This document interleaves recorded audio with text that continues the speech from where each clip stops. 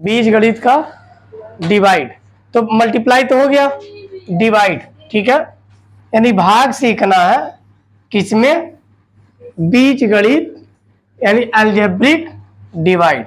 तो सबसे पहले तो ये जान लो बीजगणित अलजेब्रा जो होता है वो दो टर्म से मिलकर बना होता है। एक तो होता है वेरिएबल और एक नॉन वेरिएबल। क्लियर? वेरिएबल का मतलब होता है चर और दूसरा होता है अचर, मतलब इनमें कोई परिवर्तन नहीं होगा और इनमें परिवर्तन हो सकता है। तो वेरिएबल टर्म जो होते हैं, वेरिएबल टर्म में अल्फाबेट ऑर्डर के ए बी सी या एक्स वाई जेड यानी अल्फाबेटिकल ऑर्डर में लिखा होता है जो भी वेरिएबल टर्म होता है। नॉन वेरिएबल टर्म की बात करें तो इसमें जितने डिजिट्स नंबर होते हैं यानी न्यूमेरिकली वैल्यू जो होती है, जैसे 1 2 3 4 अप टू इनफाइनाइट -1 0, यानी कुछ भी जो न्यूमेरिकल हो, डाटा हो, नंबर हो, वो होता है नॉन वेरिएबल टर्म यानी अचर पद। क्या होते हैं? अचर पद। अब जब इन दोनों टर्म को मिलाते हैं एक साथ तो यह बन जाता है अलजेब्रिक फंक्शन, यानी उसी को बोलते हैं बीजगणितीय फंक्शन। बीज अलजेब्रिक फंक्शन क्या बनाते हैं? अलजेब्रिक फंक्शन, यानी जब इन दोनों टर्म को आपस में मिलाते हैं तो ये बनाते हैं अलजेब्रिक फंक्शन। आया जैसे हमने लिख दिया 3x के पावर 2 प्लस 2x प्लस 1, तो ये पॉलिनोमियल होता है। क्या होता है? पॉलिनोमियल। और जब इक्वल टू 0 लगा देते हैं, क्या लगा देते हैं? इक्वल टू 0, तो यह इक्वेशन बन जाता है। क्या बन जाता है? इक्वेशन।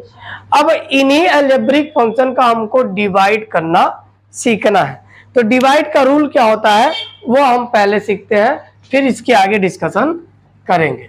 जैसे अभी इसको जो है आप नोट करेंगे, इन दोनों फंक्शन से मिला के मान लेते हैं f(x) एक फंक्शन बन गया 3x² प्लस 2x प्लस 1, ठीक है, और gx एक और फंक्शन है आपके पास जो x प्लस 1 है, जो कितना है? x plus 1। अब इन दोनों को डिवाइड करना है, मतलब x प्लस 1 से 3x² प्लस 2x प्लस 1 को डिवाइड करना है। तो आप डिवाइड कैसे करते हो? डिवाइड एंड रूल आपने सीखा है कि कोई डिजिट अगर बाहर है और अंदर हमने कोई डिजिट रखा है तो हम 2 का ऐसा टेबल पढ़ते हैं जो या तो इसके इक्वल आए या तो उससे कम आए, यही ना पढ़ते हैं। तो उसी प्रकार x का भी एक ऐसा फैक्टर ढूंढना है जिसको मल्टीप्लाई करना अगर उस फैक्टर नंबर के साथ तो 3x² मिल जाए। यहाँ x का कोफिशिएंट क्या है? 1 है, यहाँ कोफिशिएंट कितना है? 3 है। तो आप ऐसे भी पा सकते हो कि 3 1 जा 3 होता है, या सिंपली आप 3x² नीचे लिखो, x को नीचे, एक पावर से एक पावर कैंसिल आउट होगा, बचेगा क्या?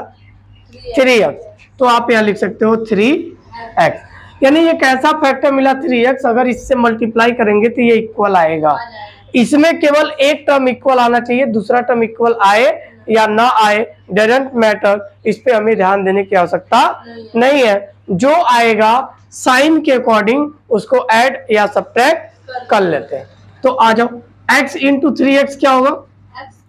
3x², क्योंकि 3 1 जा 3 और x इंटू x, जब वेरिएबल टर्म सेम है तो पावर को ऐड कर लेते थे, यही ना सीखे मल्टीप्लाई में। तो 3x इंटू x 3x², और 1 के साथ जब मल्टीप्लाई करोगे 3x का तो 3x 1 जा 3x। साइन चेंज होता है, जैसे भाग में भी आपने 2 2 जा 4 किया तो यहाँ माइनस करते हो ना, 0 लिखते हो, ठीक उसी प्रकार ये भी साइन चेंज होगा, जहां माइनस अगर होगा तो वहां प्लस, लेकिन प्लस हर जगह तो हर जगह हमने क्या लगा दिया? माइनस। अगर किसी डिजिट के सामने कोई साइन नहीं लिखा हुआ है आप ये समझोगे कि प्लस होता हुआ, क्या होता है?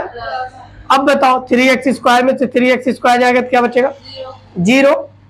3x प्लस 2x है, ये माइनस और ये तो प्लस और माइनस माइनस होता है, लेकिन साइन कौन सा लगाएंगे?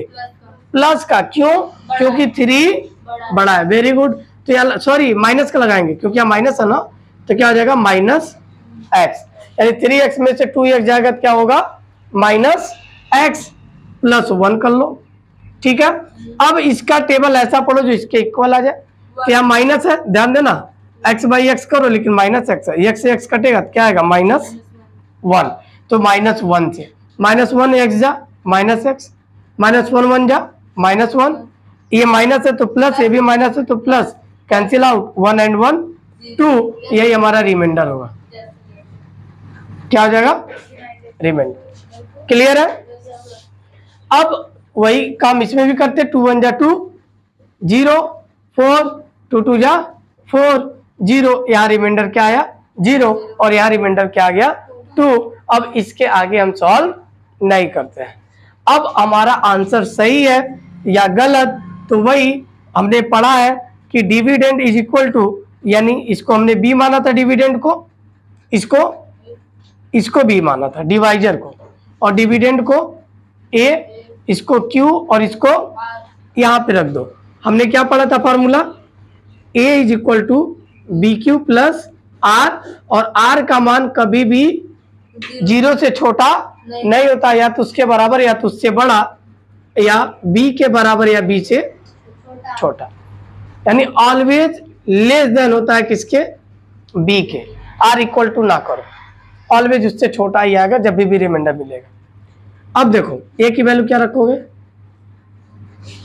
3x square plus 2x plus 1 equal to x plus 1 multiply by 3x minus 1 plus remainder 2। ठीक है, क्या हो जाएगा? गुणा करो, x into 3x 3x square, x into 1 minus x, 1 into 3x plus 3x, 1 into 1 minus 1 plus 2, तो 3x square 3 में से 1 गया प्लस 2x, और 2 में से 1 जाएगा तो प्लस, यही क्या हो जाएगा? यानी ये आया ना इक्वल, यानी हमारा सवाल सही है। आप ऐसे चेक द आंसर कर सकते हो, नोट करो। ये चेक किए, चेक द आंसर सही है या गलत।